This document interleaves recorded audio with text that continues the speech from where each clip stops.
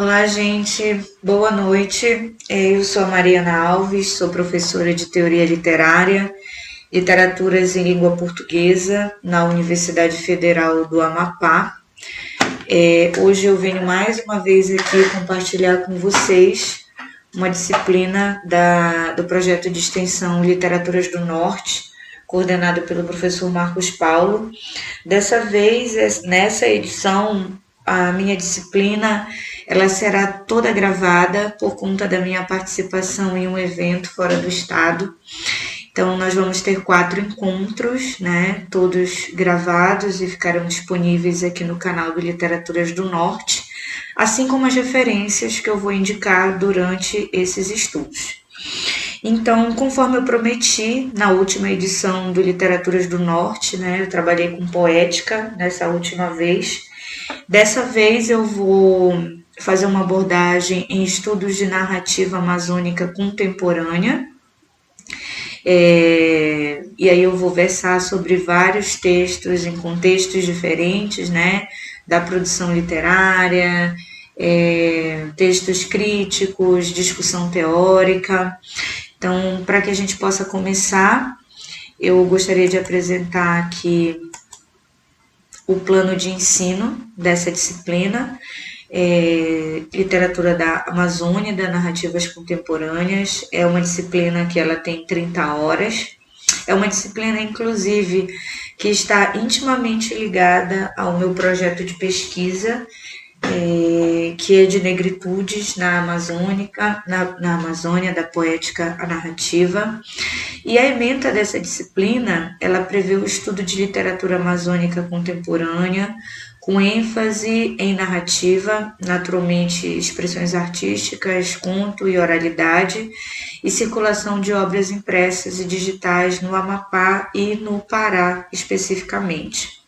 Os objetivos dessa disciplina: estudar a produção narrativa contemporânea na Amazônia, estudar obras literárias da Amazônia com ênfase na produção do Pará e do Amapá, discutir a recepção e produção de textos narrativos em contexto impresso e digital, né?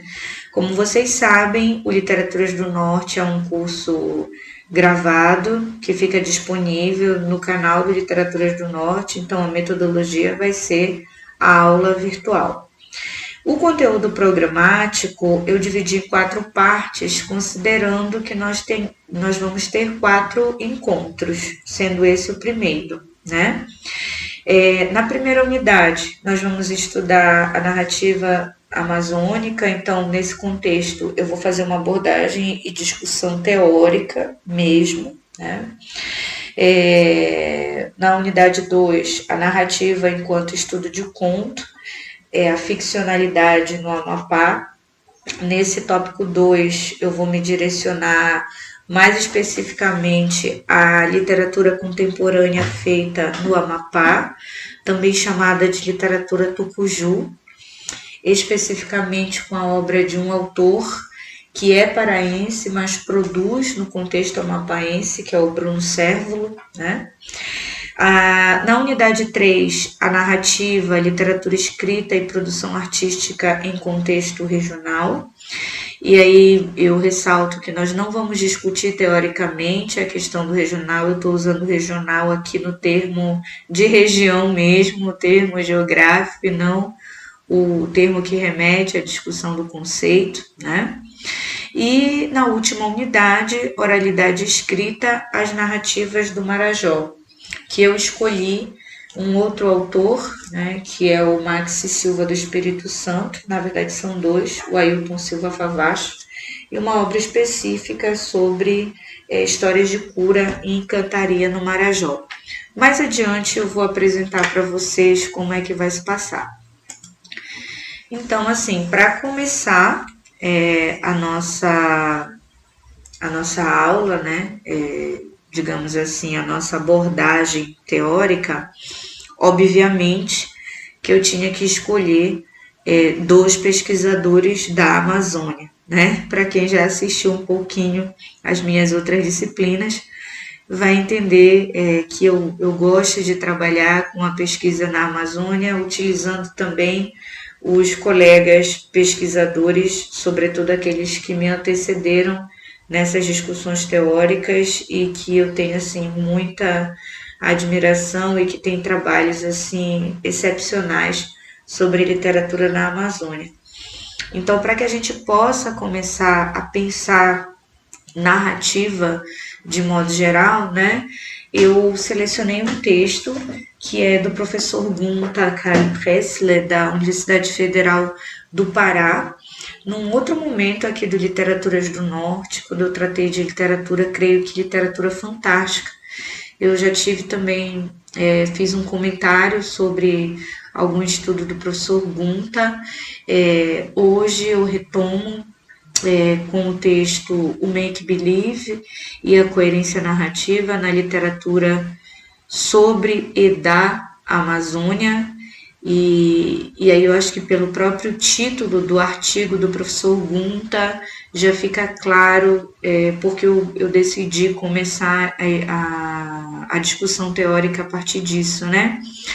É uma escolha realmente que eu tenho a respeito dos estudos literários na literatura sobre e da Amazônia. Então, esse texto é um texto que ele vai estar disponível integralmente. Eu vou mostrar para vocês assim alguns trechos editados dele durante a minha apresentação, mas esse endereço e o título estão completos aí, eles são de fácil acesso e estão disponíveis também gratuitamente na internet, tá? Então, para começar, o professor Gunta Karl Pressler, nesse texto, ele faz uma abordagem teórica que ele escolhe algum caminho mais específico para tratar sobre narrativa. E o caminho que ele vai escolher é um caminho ligado à narrativa dos viajantes. Para essa etapa da minha disciplina, eu não escolhi nenhuma obra especificamente sobre literatura dos viajantes na Amazônia, até porque já teve uma disciplina com a professora Fernanda Santos, brilhantemente apresentada, né, sobre narrativa, então eu não pretendo retomar isso numa obra literária, mas sim tratar dessa discussão teórica sobre narrativas da Amazônia em 2 eixos, né, que eu vou fazer nessa primeira aula. O primeiro deles começa com essa questão da coerência na narrativa. Então, esse texto, só para contextualizar o estudo do professor Gunta Pressler, ele faz referência a outros estudos, né, do Chile, de 1997, e busca essencialmente discutir o lugar do texto literário e a relação desse texto literário com o mundo externo, né?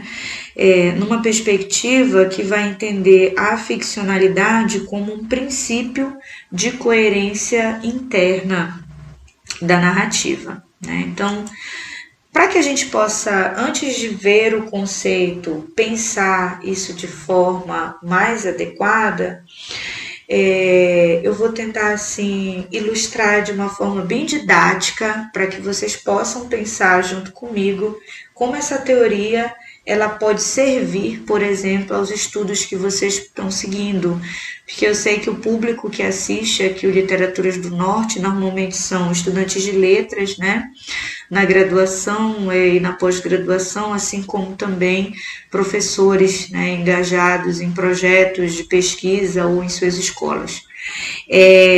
Nesse primeiro momento, nós vamos discutir o princípio de coerência e conteúdo verdadeiro na perspectiva da literatura da Amazônia, com o objetivo de pensar aquela obra literária que é ficção, obviamente, mas que por vezes ela vai trazer elementos, seja do espaço, seja do contexto da época, ou seja um fato, né, que ocorreu na Amazônia, nesse caso especificamente ou no Pará ou no Amapá, né? E como isso foi tomado por esses escritores e ficcionado dentro de uma obra, né? Num princípio assim bem básico de estudo da narrativa, vocês vão se lembrar, obviamente, daqueles estudos que tratam sobre a verossimilhança, quando eu começar a tratar desse princípio de coerência. Mas o meu objetivo em termos teóricos não é retomar essa proposta relativa aos estudos de verossimilhança, mas sim pensar de fato uma teoria que possa estar relacionada a partir do princípio de coerência no contexto de narrativa da Amazônia. Então é por esse motivo que eu escolhi o estudo do professor Gunther Pressler. Por quê? Essencialmente, o professor Gunther, no projeto de pesquisa dele, ele trabalha com a narrativa dos viajantes e faz uma abordagem pós-estruturalista, né, desses textos que ele escolhe para analisar. Depois vocês vão ter acesso ao artigo, podem ler com tranquilidade quais são os textos que ele utiliza na pesquisa. Mas a minha ideia aqui é justamente retomar a teoria para embasar o início dessa discussão sobre narrativa. E eu parto do seguinte princípio, que os fatos históricos, por vezes, eles acabam se tornando fatos textuais que reiteram e, de alguma forma, eles vão reinterpretar o mundo por meio da literatura. Então, o trecho do texto do professor Gunther Pressler, que eu gostaria que vocês acompanhassem por gentileza a leitura, diz assim: a minha questão é focalizar como as referências de qualquer texto ficcional ou pragmático ao mundo externo, esse mundo externo que ele chama de objetivo empírico, se entendem como um princípio de coerência.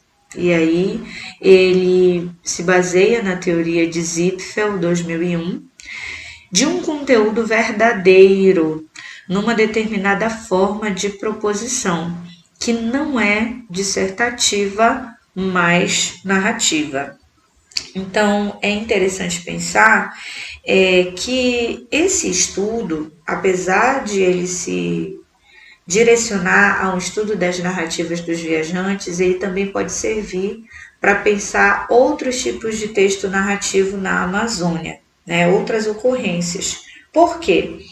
Porque a partir dessas questões nós podemos compreender, por exemplo, que a contextualização em que uma narrativa ela é concebida, seja ela uma narrativa escrita ou uma narrativa oral, ela depende de um locus.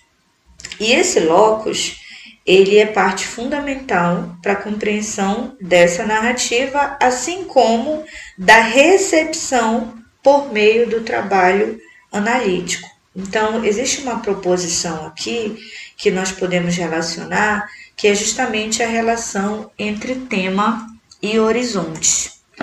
Então, é importante para que nós possamos compreender. E aí eu faço uma nova citação que diz assim: levar em consideração a convenção do gênero não significa questionar o fato ou o acontecimento, mas provocar uma atenção ainda mais sobre a confiabilidade do discurso, ou melhor, da narrativa. Em todo caso, o jogo do make-believe, que é justamente a teoria de Walton apontada em 1990, esse jogo de faz de conta, torna-se o objeto de interrogação, de análise narratológica e dos fatos recepcionais. Desta forma, instâncias de narrar, a perspectivação, a focalização e a própria linguagem narrativa, tanto do autor empírico e do narrador quanto dos personagens, estão sob a investigação detalhada e permanente.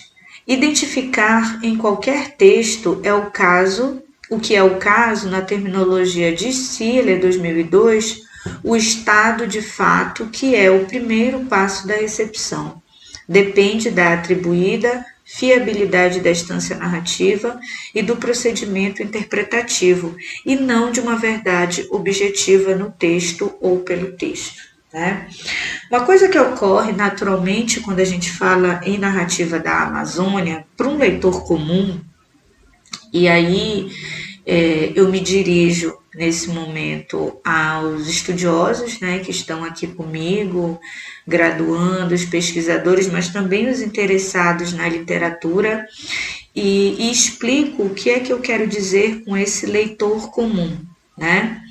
Quando nós falamos em literatura da Amazônia, o leitor comum, a princípio, supõe-se que ele pensa imediatamente numa literatura que está encorpada à floresta, à fauna, a um espaço da natureza que remete ao rio, aos animais, né, à fauna, à cultura realmente local.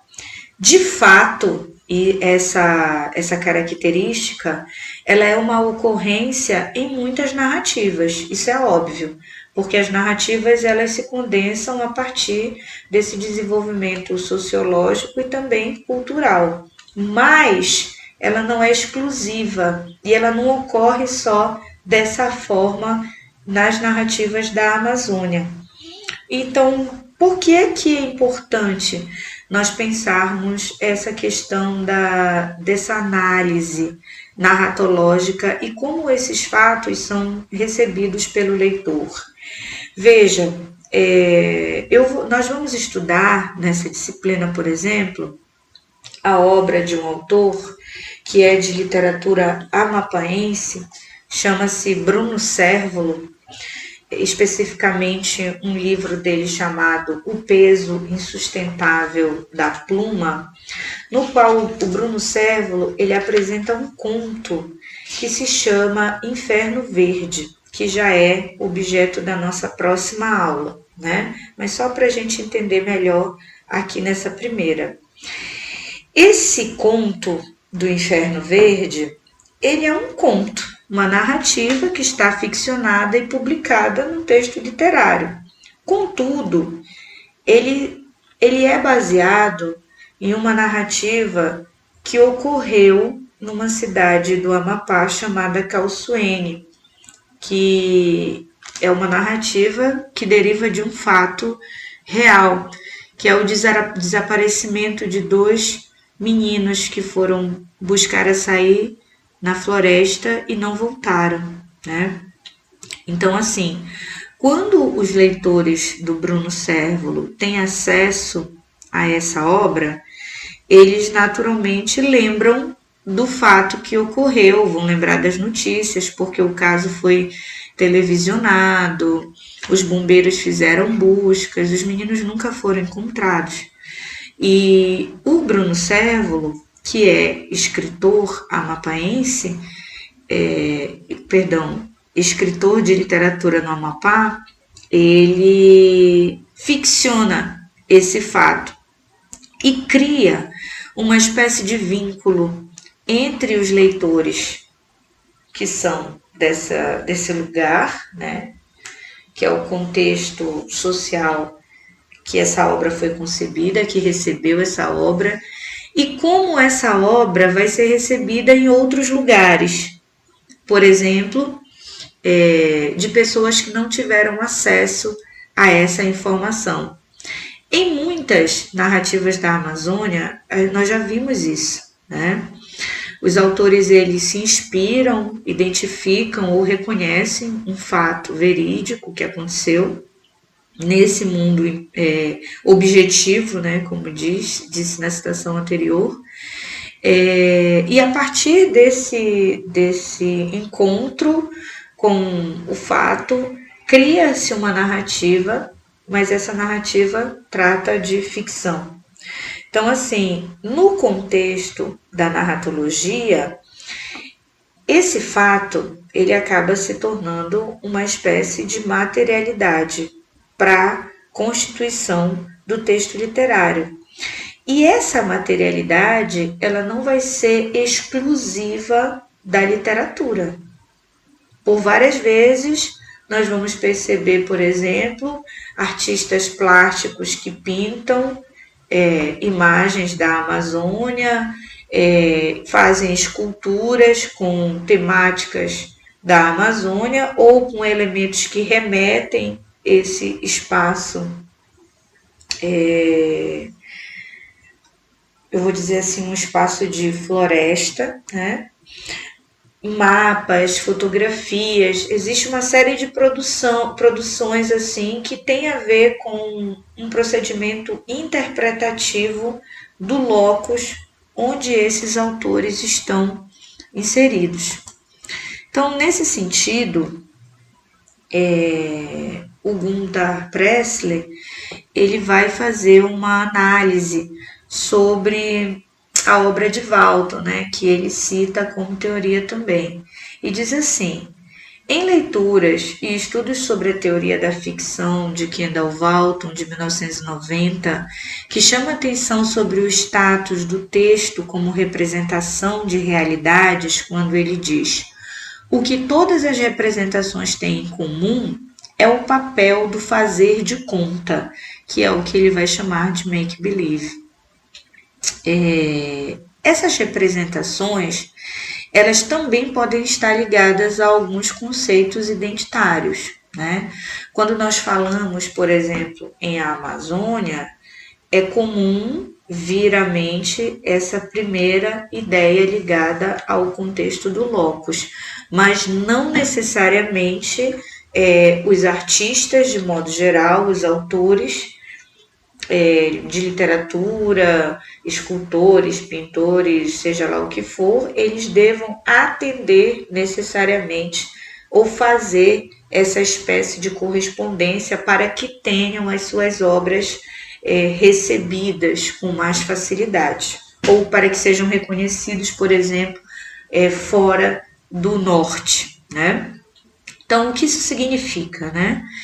Isso significa aplicar um procedimento complexo de tematizar como fatos e acontecimentos históricos se tornam ou não fatos e acontecimentos na potencialidade do texto. O que quer dizer? O leitor acredita no fato, sem perceber que o fato é gerado pelo modo narrativo ou descritivo e possibilitam a experiência estética. Nós já sabemos, se a gente pensar, por exemplo, na poética de Aristóteles, né, nos 3 conceitos lá de poiesis, estesis, catarsis, né, que essa realização e satisfação de leitura durante o prazer de leitura e a relação com o texto literário pode realmente facilitar a compreensão ou mesmo o entendimento de determinada obra. A grande questão é que, e aí levanta-se a nossa hipótese e já assim, essa já vem a ser a primeira pergunta que eu coloco para vocês que estão aqui fazendo essa disciplina comigo. Necessariamente, autores da Amazônia vão sempre retratar a Amazônia? Essa é uma questão. Segundo, sendo um autor alguém que está inserido nesse contexto de realidades que por vezes pode tomar fatos que existiram, né? Aquilo que a gente aprendeu, estudou como verossimilhança e ficcionaliza esses fatos dentro da narrativa. Isso seria um recurso facilitador da recepção dessas obras? Ou seria pura e simplesmente fonte de inspiração dos autores, como diz o professor Gunter Pressler, que escrevem na e sobre a Amazônia, né? E aí a gente começa a pensar, vamos fazer várias reflexões. O objetivo aqui realmente é fazer reflexões sobre esses apontamentos teóricos, né? Então, a verdade não é só um fato, um argumento. A verdade quer ser mais, quer um movimento completo de emoções e sentimentos, né? Então, nesse texto aqui, esses trechos que vocês estão lendo durante a minha apresentação, eles foram retirados aqui desse texto da Abralic, né, da 15ª Abralic, Experiências Literárias, Textualidades Contemporâneas. Ele vai estar integralmente disponível nos comentários, né, desse vídeo.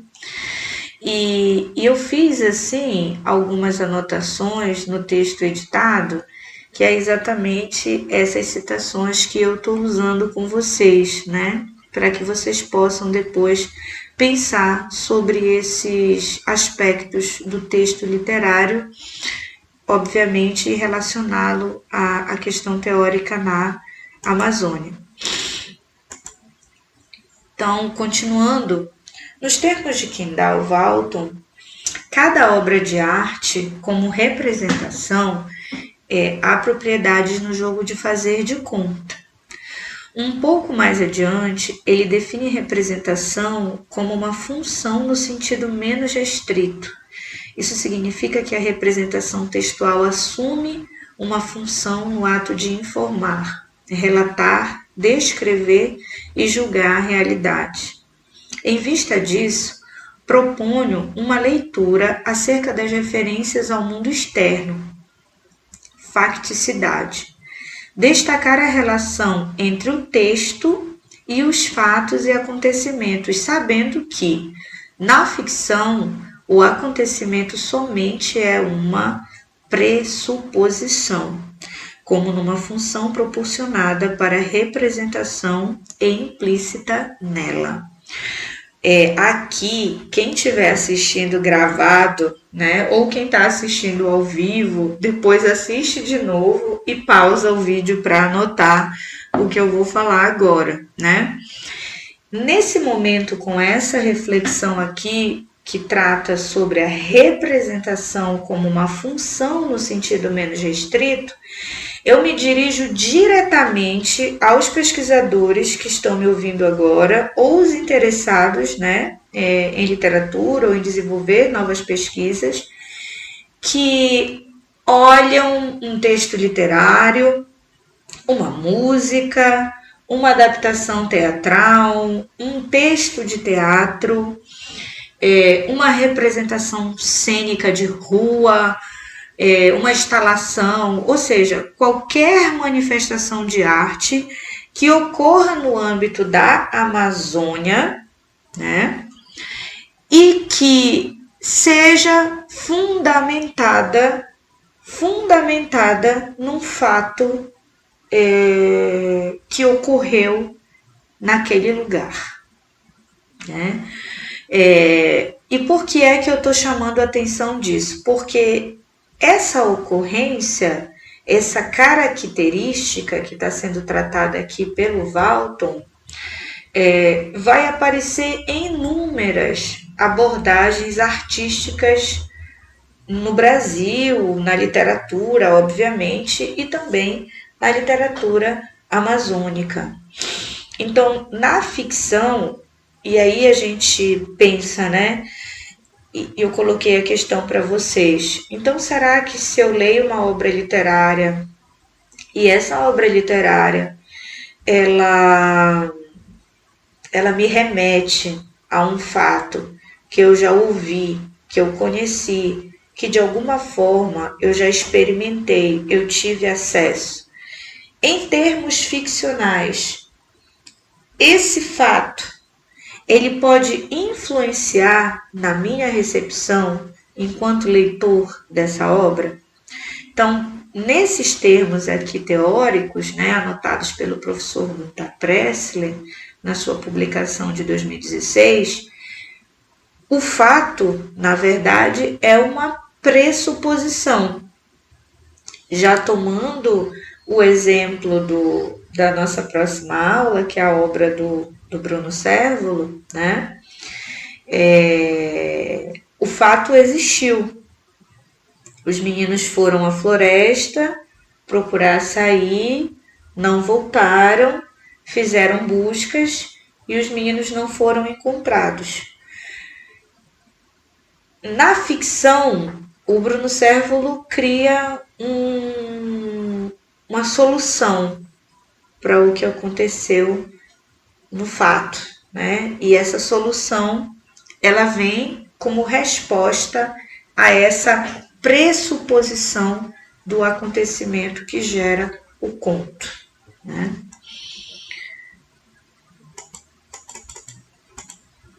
Bom, nesse sentido, a palavra-chave desse processo de encontrar uma significação consistente é a contextualização, né? Então, para nós, para quem está ouvindo agora essa aula, assistindo essa aula, se vocês estão pensando em fazer um projeto de pesquisa que esteja ligado à narrativa, pensem se esse projeto de narrativa de vocês, o texto que vocês escolheram, e agora eu vou me referir ao texto mesmo, ele talvez se refere a algo que aconteceu, a um fato que tenha servido de pressuposto. E qual é a contextualização desse fato, para que a gente possa constituir a nossa hipótese de análise, né? Então, eu vou ler a citação e depois fazer o comentário. O núcleo do significado frasal, assim obtido é definível como um estado de fato. Na terminologia hermenêutica, assim os estudiosos, a atividade redutora é completada pela atividade catalisadora que ocupa os vazios. Ou seja, no processo de interpretação, esse fato ele vira um pressuposto para o autor. O autor se apropria, de alguma forma, desse acontecimento que aconteceu no mundo objetivo, empírico, alguns vão chamar de mundo real, eu tenho uma certa restrição, né, com realidade, que envolve o conceito de realidade, eu não vou tratá-lo aqui. Mas, de fato, essa questão se torna, dentro do processo de leitura literária, algo que vai trabalhar indícios do texto e que vai criar novas possibilidades. Essas possibilidades interpretativas, a meu ver, elas começam com o próprio trabalho do autor. Por exemplo, na obra do Cérvulo, o conto Inferno Verde, né? Ele dá uma solução para um fato que ocorreu, mas que terminou de outra forma. Ficou no mistério.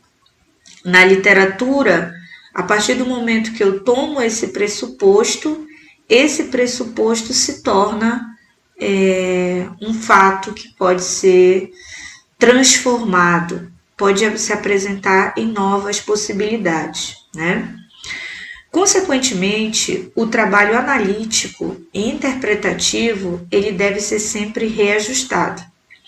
Com a passagem do estado de fato elementar para o complexo, impõe-se uma nova competência recepcional, que ultrapasse a tradução do significante em significado. Por quê? Nós já entendemos que o texto, por mais que ele tenha sido inspirado, para usar um termo bem romântico, né, em um fato que ocorreu no mundo, objetivamente, né, ele é ficção. E aí, o processo interpretativo, ele deve realmente ultrapassar essa redução. Mas é claro que ele não pode ser desprendido ou ele pode ignorar o contexto que isso foi recebido.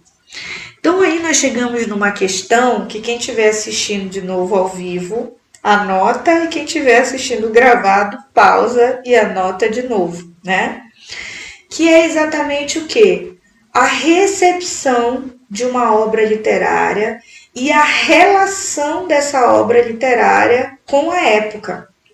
Nós sabemos que nos estudos pós-estruturalistas, né, depois ali do estudo pós-estruturalista, teve uma época, e ainda se vê nas pesquisas de literatura da Amazônia, textos ligados ao estudo, antes de chegar ao estudo do texto hermeneuticamente falando, né, do aprofundamento da obra literária ou do objeto artístico que está sendo estudado, um cansaço, às vezes, dos pesquisadores em estudar a vida de um autor, a época que ele viveu e como isso influenciou essa obra. Toda vez que nós fazemos esse movimento, gente, de pegar um texto literário e parar para olhar a vida do autor, as experiências desse autor e como essas experiências podem ter contribuído para a elaboração e ficcionalização dessa obra literária, eu acabo, de certa forma, limitando a minha análise do texto pelo texto, né? Porque, veja, é possível fazer esse diálogo entre o autor e a sua produção literária? É necessário. Se você está fazendo uma pesquisa de monografia, uma dissertação, é importante você trazer uma contextualização, dizer quem é esse autor, o período que ele produziu, quais são os livros que ele publicou, né?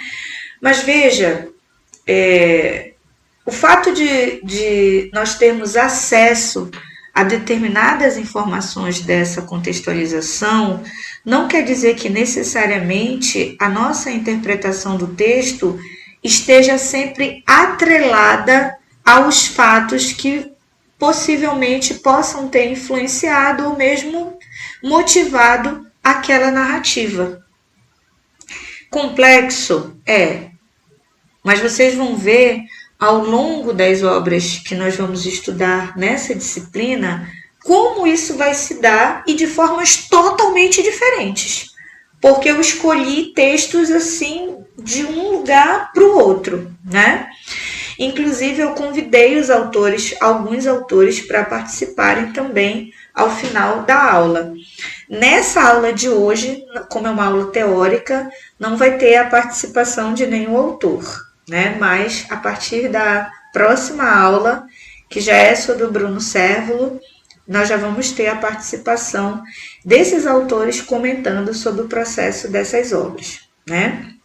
Então, é importante, num desenvolvimento de trabalho de pesquisa em literatura, não esquecer do texto, gente. Parece bobeira o que eu estou falando, mas é fundamental. Se você vai trabalhar com narrativa, seja romance, seja novela, seja conto, seja crônica, você precisa partir do texto para fazer a sua análise, sem perder de vista que essa análise, esse estudo que você propõe, ele necessita desse texto para se justificar, né? Ao invés de perder talvez um tempo maior, né, com contextualizações enormes, é muito mais interessante focalizar no texto narrativo e usar esses elementos que estão externos ao texto literário como apontamentos que podem comentar melhor, contextualizar esses textos de fato, né? Então, na anotação do professor Gunther Pressler, trata-se do enfoque do texto do estado de fato, visando a relação com do tema com o horizonte, né? Então, por fim, né, eu coloquei aqui uma expressão de forma a provocar, né, a nossa reflexão sempre, para encerrar esse primeiro texto, essa primeira discussão, que é sobre as representações na literatura vistas como verdade, né? Às vezes parece que isso pode ocorrer em muitas narrativas, né? Por exemplo, tem acho que na primeira edição do Literaturas do Norte, eu ministrei uma aula sobre o Dalcídio Jurandir, que é um grande romancista da Amazônia, e não tem, por exemplo, como você ler o Dalcídio Jurandir, para quem conhece o Pará e conhece o Marajó, né? Ou conhece Belém, nas suas obras, não identificar esses lugares por onde a personagem Alfredo passa e vive as suas histórias, né? Por vezes, outros autores, em outras obras literárias, também passam por esse processo, né? De ver realmente na literatura essa verdade, né? Como se tivesse uma busca, mas a literatura não necessariamente precisa corresponder a esse item de verdade. Então, para finalizar a discussão do nosso primeiro texto, eu trouxe 2 anotações.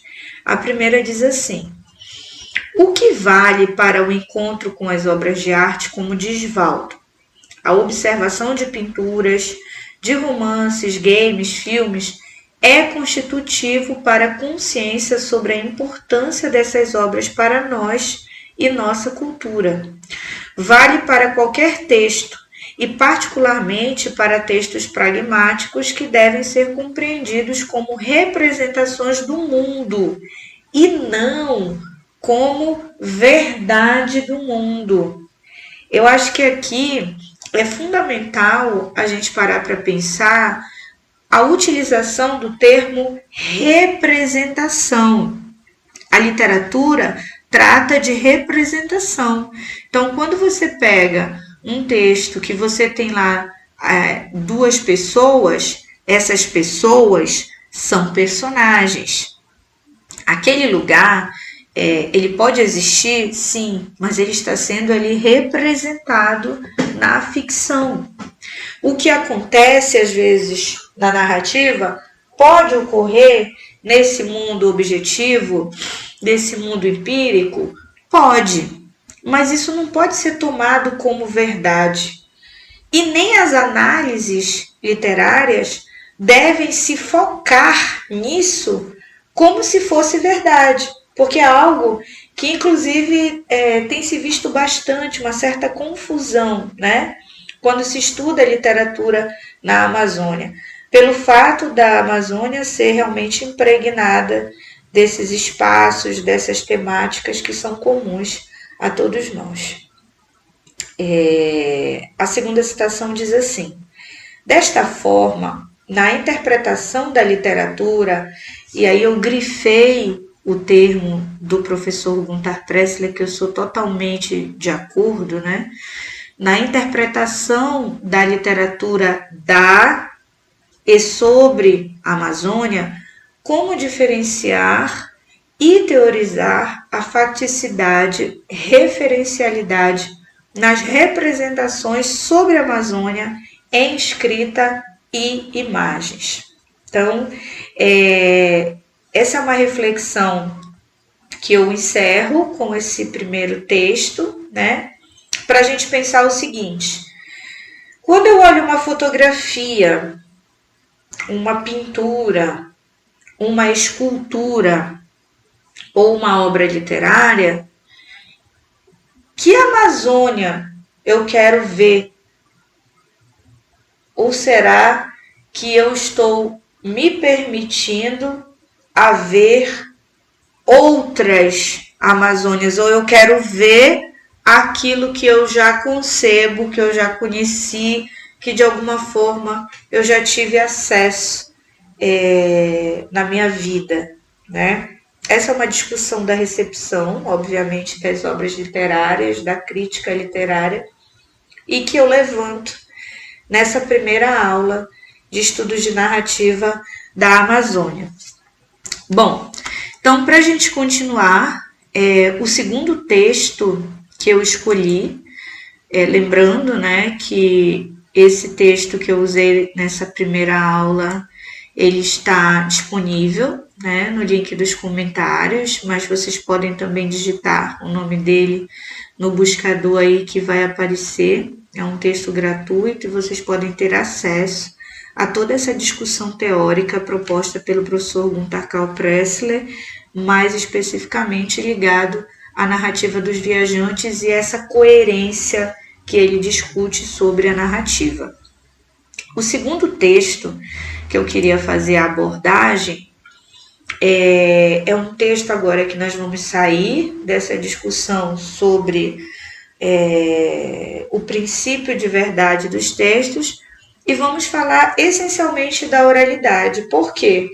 Porque tem uma obra que eu escolhi para essa disciplina também, acho que está na terceira aula, mas eu já vou dar um spoiler aqui, que é de um ator, escritor, teatrólogo do Pará, é o Arlis Oliveira. A obra que eu escolhi do Arlis Oliveira chama-se Quem Tem Espírito de Pássaro Não Pede para Voar. E aí depois a gente vai ver um pouquinho dessa obra, mas para começar a pensar esses lugares, os diversos lugares da narrativa da Amazônia, eu escolhi um texto da Daniele dos Santos Pimentel e da professora Josebel Akel Fares, né, da UEPA, que a gente conhece bem, maravilhosa, a professora Josebel, chama-se O Lugar das Poéticas Orais, né?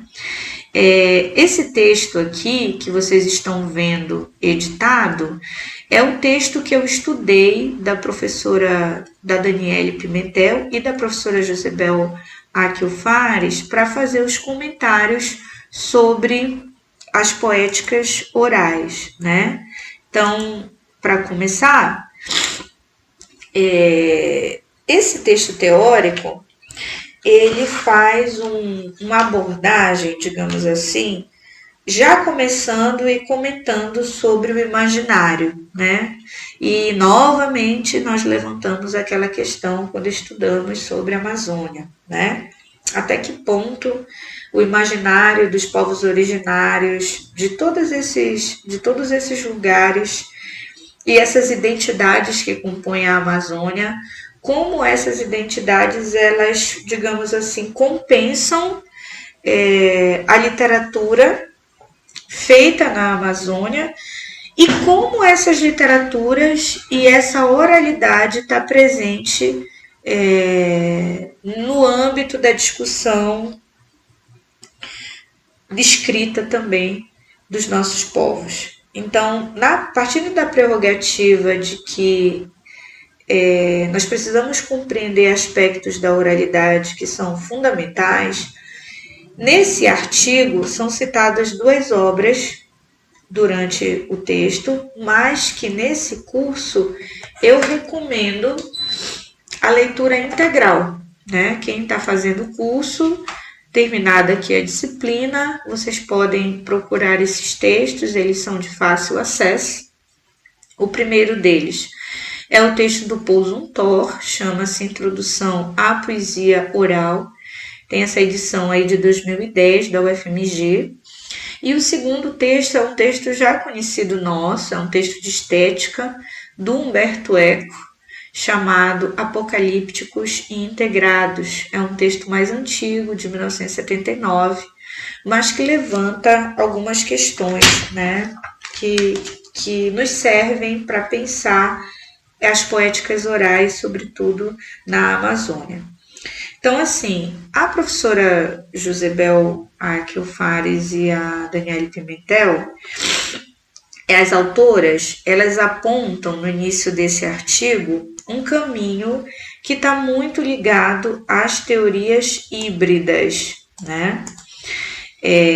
Eu vou fazer uma leitura aqui da citação elencada. Diz assim: fixamos o nosso olhar no poético oral, isto é, o texto narrativo oral presente tanto na voz de narradores quanto na literatura impressa, uma vez que esta se utiliza da experiência do ato de narrar.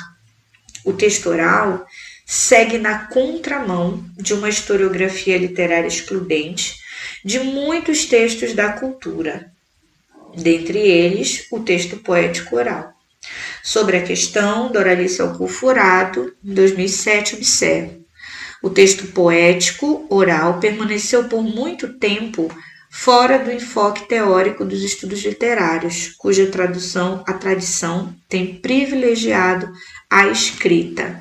Bom, o primeiro texto que nós estudamos teórico, ele está bem ligado ao texto escrito, né? Porque ele trata, são as teorias que estão ali comentando, por exemplo, a narrativa dos viajantes, mas que nos servem também para pensar outras narrativas e esse princípio da narrativa na Amazônia. Já o texto poético oral, isso que nós vamos chamar de poéticas da Amazônia, né? Eles vão realmente começar ainda. Pelo menos aqui no nosso programa de pós-graduação, né? Nós temos várias pesquisas em dissertação de mestrado ligadas, por exemplo, aos povos indígenas do Amapá, né? E essa discussão sobre os aspectos narrativos não tem nada de recente. O que tem de recente é hoje, por exemplo, nós estarmos fazendo isso num programa de pós-graduação. Mas essas narrativas, como nós sabemos, elas sempre existiram e certamente existirão no âmbito social e cultural dos povos indígenas, quilombolas, das comunidades ribeirinhas, enfim. Por quê? Porque essas narrativas, elas mobilizam a experiência desses acontecimentos e dessas pessoas e fundamentam mesmo a questão do mito na Amazônia. Então, assim, para nós é interessante hoje pensar, e aí vai a anotação das autoras, né? Que o texto narrativo oral, ele de fato, ele vai na contramão da literatura impressa. E hoje a Amazônia, ela tem assim um filão de grandes projetos que podem começar, porque tem muita coisa ainda para ser estudada, né? Um dos apontamentos que as autoras fazem é justamente de dizer assim, que essas teorias, que são teorias híbridas, relacionam a interdependência de valores e práticas que hoje estão atravessados, né, por conta dos novos conceitos. Então, ou seja, há uma necessidade, por exemplo, da crítica literária e também da historiografia literária agregar essas multiplicidades narrativas. Por que eu estou falando isso, gente? Porque durante muito tempo nós sabemos que a história dos povos indígenas, povos originários, remanescentes, enfim, elas são contadas por outras pessoas e não pelas próprias pessoas que fazem parte desse contexto social, cultural, né? Que tem uma formação histórica, ideológica, que está ligado a essa percepção. Hoje, ainda bem, né, que pelo menos eu vejo assim de forma muito positiva, um movimento dos programas de pós-graduação em atender essas pesquisas. Mas mesmo atendendo essas pesquisas em maioria, nossa, ainda tem muito ainda o que se estudar. Porque esses aspectos da oralidade, aí entra uma outra questão que falávamos no início da aula. Falei em narrativa da Amazônia, imediatamente já vinculei aquela primeira ideia do imaginário. Falei em poéticas orais, imediatamente vinculei estritamente povos originários ou quilombolas. Não é bem assim não, gente. A oralidade, ela está presente em todos os lugares, né? E em todas as épocas. E ela vai fundamentar, obviamente, a produção e escrita do texto impresso. Por muito tempo, o que a gente sabe é que essas poéticas não foram consideradas. sobretudo no âmbito da teoria literária, né? E de acordo aqui com as autoras Pimentel e Fares, por vezes a teoria da literatura ela limita de alguma forma esses registros, né? Ou mesmo dos textos que estão ligados à cultura. Então vejamos aqui. As autoras citam Alcoforado em 2007. Diz assim: o texto oral, simultaneamente, é um texto artístico e um texto etnográfico, mantido virtualmente na memória do seu transmissor, que o ajusta ao universo cultural do seu grupo, né? Então, nesse texto que eu mostrei aqui para vocês, as autoras elas fazem justamente essa definição, né, do que seria uma coisa e outra. Vejamos aqui, ó. Artístico, no agenciamento de imagens semânticas e de profundo significado próprio do universo mítico oral, textos que refletem uma complexa cosmogonia e teias simbólicas de imaginários descritos pela ótica devaneante de velhos guardiões de memórias. E o segundo aspecto, que seria etnográfico. Por quê? Porque suscita imagens mentais de uma determinada cultura, acontecimento viável somente pelo ouvido sensível, capaz de escutar o leve canto trazido pelo vento das origens, daquilo que a cultura muito se esforça para traduzir no indizível das palavras, daquilo que ela nos diz, representa e descreve simbolicamente. Bom, nesse sentido, eu passo agora a próxima citação, que diz assim: o trabalho com as poéticas tem sido uma investida que subverte a lógica dos estudos literários. Trata-se, antes de tudo, de uma aventura contra o cânone. Então, se a gente vem, né, de um histórico de produções que estão ligadas à literatura considerada canônica, ou aquilo que foi determinado em algum momento, e aí importa dizer isso, né? Em algum momento daquilo que foi chamado de clássico e em um outro momento daquilo que foi chamado de popular, esse movimento das pesquisas em literatura da Amazônia hoje, que consideram essas vozes, por exemplo, que foram por muito tempo silenciadas, né? Não, eu sou totalmente de acordo com as autoras, né, de que realmente trata-se de um movimento contra o cânone. Então, as autoras anotam, além disso, o seguinte, que é necessário ter um olhar diferenciado aos textos da oralidade. Por quê, né? Porque esses textos, por muito tempo e em aspectos orais, eles são considerados subalternizados, né?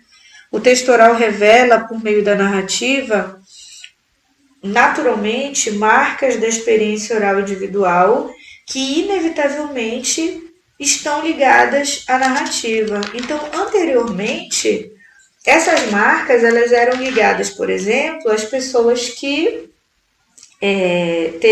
não tinham tanto conhecimento, digamos assim, né? Que não falavam muito bem, ou essas narrativas eram vistas como não tão importantes, né? Por não se tratar de um lugar que estava ali consagrado.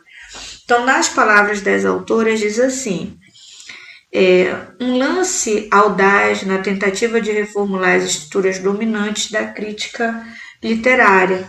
No entrelugar da cultura e dos estudos literários, nos embrenhamos e tiramos do limbo as culturas das bordas. E aí eu paro para provocar vocês aqui, né? Então, será que as nossas pesquisas em literatura da Amazônia ainda não está fazendo esse movimento de tirar do limbo essas culturas das bordas, né? O que nos faz pensar que temos o direito de excluir as formas narrativas orais dos estudos literários, né? Esse conceito de cultura das bordas, que foi cunhado pela professora Jerusa Pires Ferreira, ajuda-nos a pensar a questão da cultura. Bordas implica a pertença múltipla e toda a dificuldade de estabelecer limites, né? E aí, o que acontece? E aí vai mais uma dica para quem está assistindo aqui o curso, pensando em elaborar um projeto, por exemplo, para pós-graduação, né? E eu sempre vou fazer isso no Literaturas do Norte, porque recentemente uma aluna minha defendeu já a dissertação de mestrado sobre uma aula que ela assistiu no Literaturas do Norte, numa disciplina sobre poética e escritas da Amazônia, escrita feminina, de autoras femininas da Amazônia, né? Então, vai lá novamente o meu direcionamento para quem está assistindo a aula nesse momento ou quem vai assistir gravado. Seria curiosidade nós trabalharmos com essas poéticas orais, né, com essa narrativa que está aí nas ruas, nas aldeias, nas vozes ribeirinhas, né, nessas negritudes amazônicas. Não se trata de curiosidade. Trata-se principalmente de ineditismo, porque pouco tem... existem trabalhos, já começou? Tá, começaram. Mas ainda existe muita coisa que a gente precisa reavaliar, né? Sobretudo, esses objetos de pesquisa no contexto dos estudos literários.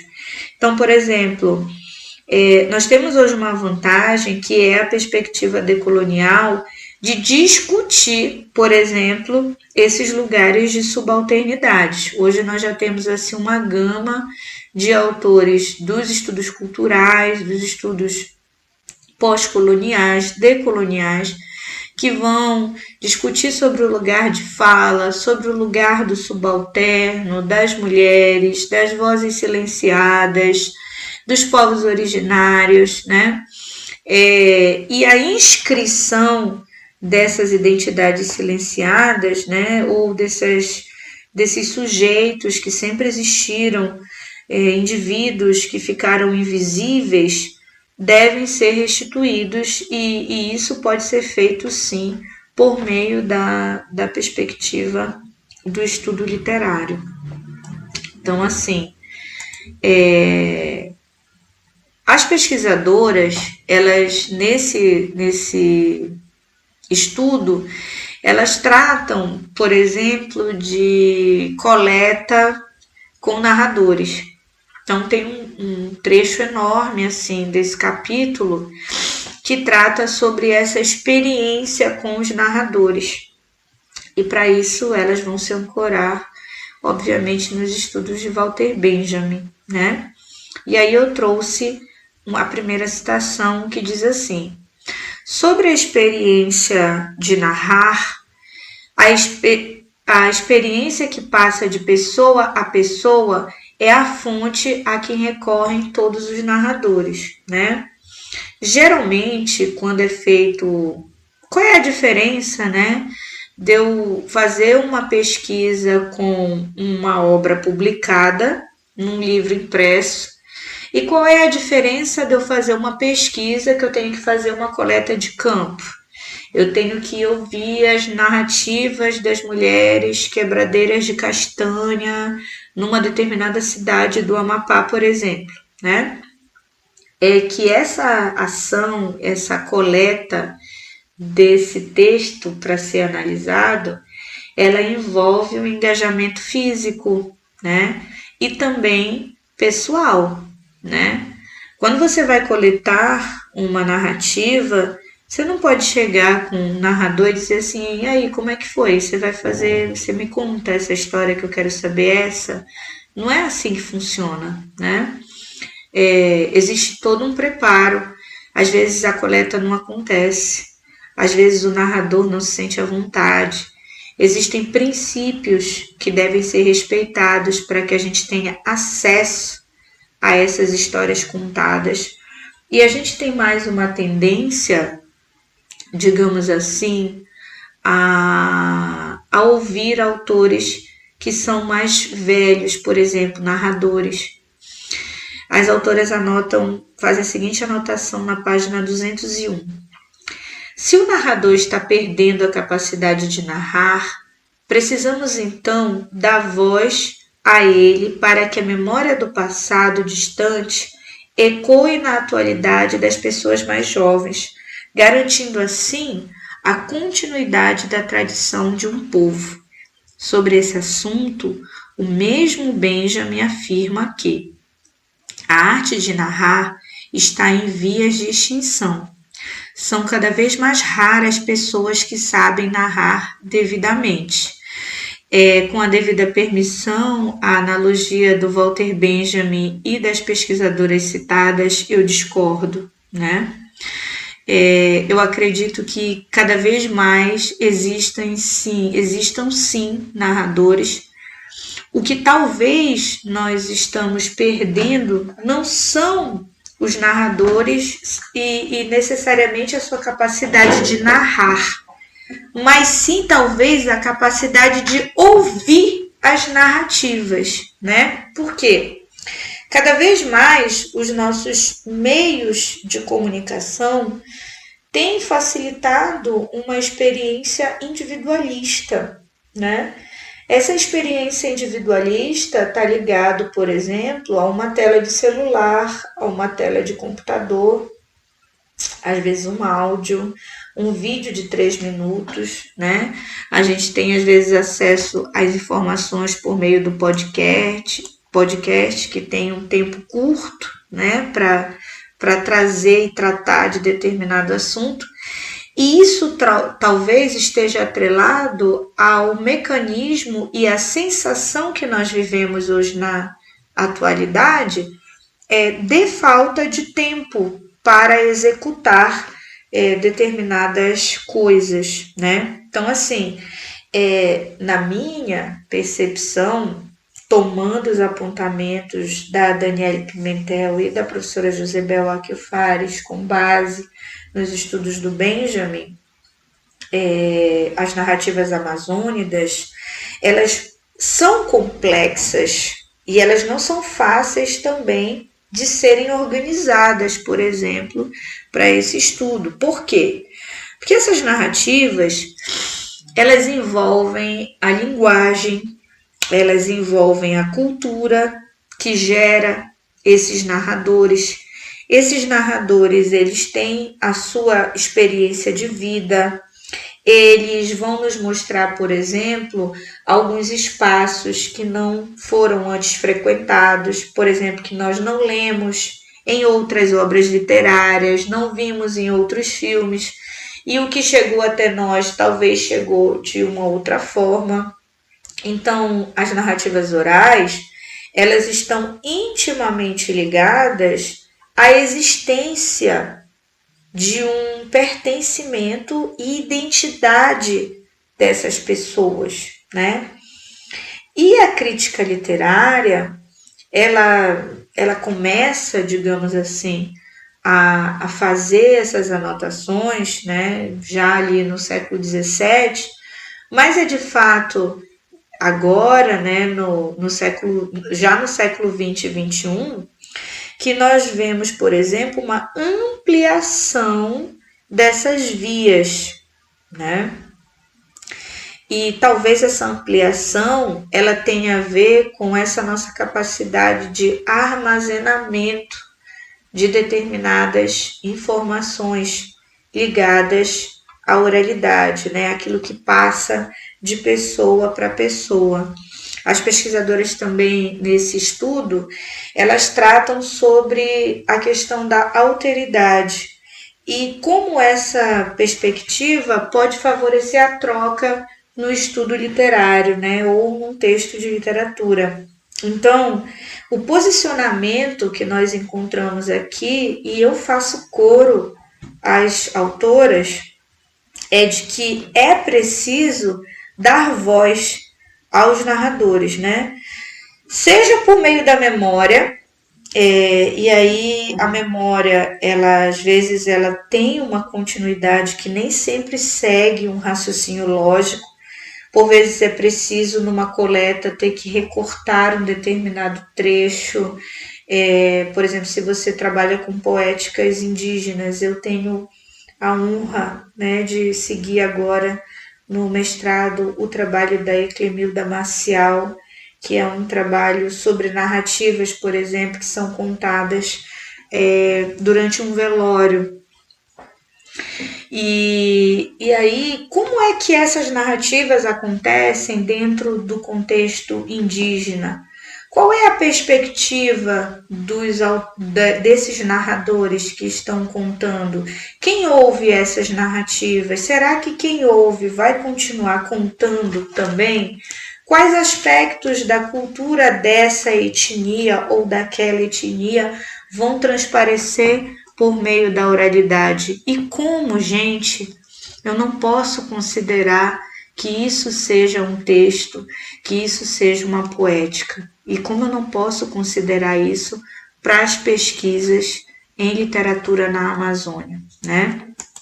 Então, já encaminhando ao final dessas anotações, eu aponto aqui 2 categorias de narradores que são elencadas pelo Benjamin. São 2. O narrador sedentário, que seria aquele narrador que são as pessoas com mais idade, preferivelmente aqueles que nasceram e nunca saíram daquele lugar onde a história está sendo contada, a narrativa está sendo contada. E o narrador viajante, que são pessoas que não nasceram naquela comunidade, mas se estabeleceram e acabaram somando grande experiência sobre os acontecimentos do lugar. E aí é interessante que vocês pausem de novo o vídeo ou pausem para fazer uma anotação, porque essas 2 categorias que são apontadas aqui pelo Benjamin, o narrador sedentário, que é aquele que nasceu e vive no lugar onde a narrativa é contada, e o narrador viajante, que é aquele que não nasceu no lugar, mas ele se estabeleceu e ele tem experiência para contar aqueles acontecimentos, são categorias fundamentais para que a gente possa compreender as obras que nós vamos analisar durante a nossa disciplina, tá bom? Também é interessante que numa coleta, sobretudo no registro das poéticas orais na Amazônia, a gente compreenda também o lugar do esquecimento, porque por vezes o esquecimento está ligado a uma interdição. Às vezes a narrativa ela é recortada, né? E a gente tem que buscar as linhas para tecer essa narrativa. E por fim, Zunthor nos alerta que nossas culturas só se lembram esquecendo, mantendo-se e rejeitando uma parte do que elas acumularam de experiência, sendo o esquecimento o par indissociável do exercício mnemotécnico. Devemos nos acostumar com as questões que envolvem a memória dos narradores. E aí, no finalzinho desse artigo, as autoras trazem um comentário de Fernandes, citam, né, Fernandes em 2011, falando justamente dessa definição sobre paraliteratura, que inclusive é uma definição que serve muito para quem vai estudar narrativa em pesquisa. Diz assim: a noção de paraliteratura tem a ver com o fato de as produções orais terem sido relegadas, deixadas à margem do sistema literário e, sobretudo, pensadas na esteira de uma forma de poesia inferior, como ainda a fase de defensores do grande pensamento canônico, formador de opiniões excludentes de outras manifestações de linguagem, né?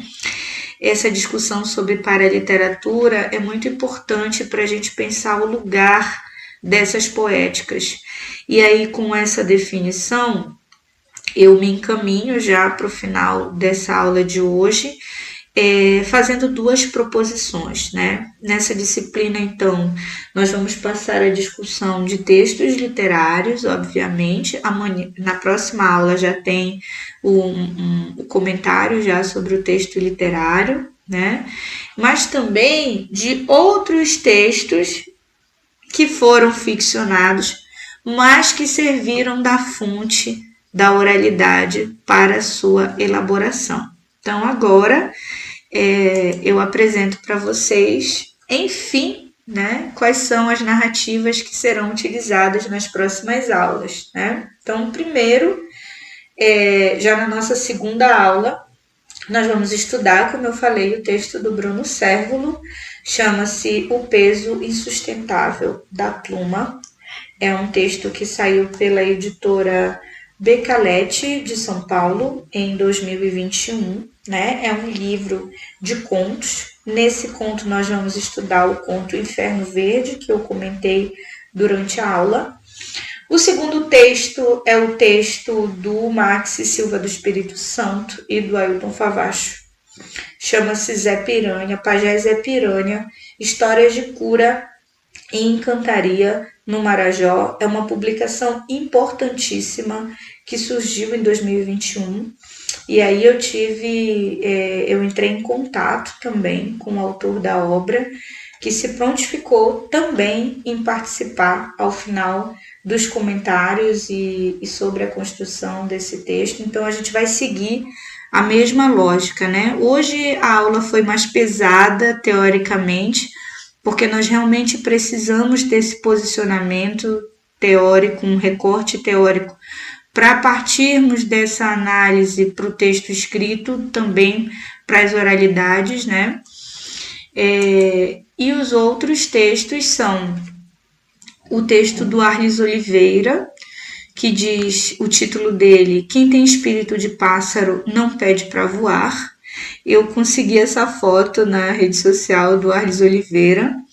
É um livro que fala, o Arlis ele é ator, produtor cultural, escritor, um bocado de coisa.